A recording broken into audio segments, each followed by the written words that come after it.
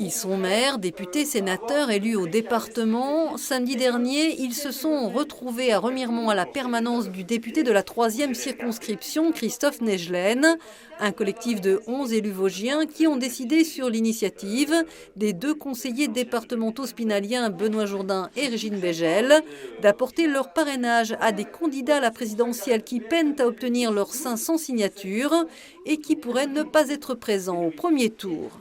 On a regardé les noms des candidats à l'élection présidentielle qui n'ont encore pas leur parrainage, qui sont entre 2% et 15%. 6 candidats.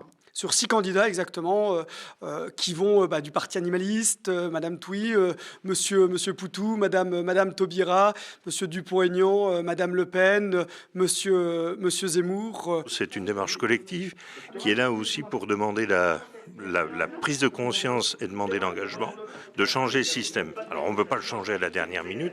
Le collectif se dit en effet favorable à un changement des modalités pour désigner les candidats au premier tour des présidentielles. À raison d'une signature par personne, leurs 11 parrainages seront répartis entre 6 candidats qui, en tout dans les sondages, représenteraient environ 40% des intentions de vote. Mais ces élus, encartés ou pas de sensibilité de droite ou de centre-droit, rappellent que parrainer ne veut pas dire soutenir. Nous, ce qu'on souhaite, en fait, c'est que la démocratie soit représentée. Mais bien sûr, les personnes qu'on a parrainées, c'est pas notre sensibilité politique. Ça, tout le monde l'a bien compris.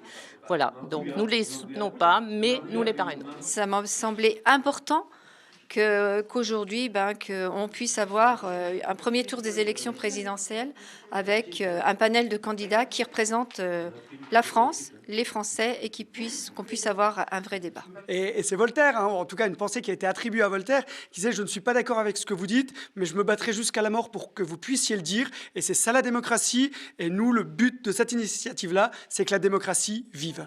Ils ont rédigé un communiqué de presse résumant leur démarche. Les lettres ont été envoyées au Conseil constitutionnel qui, après validation, rendra nommément publiques les signatures sur son site.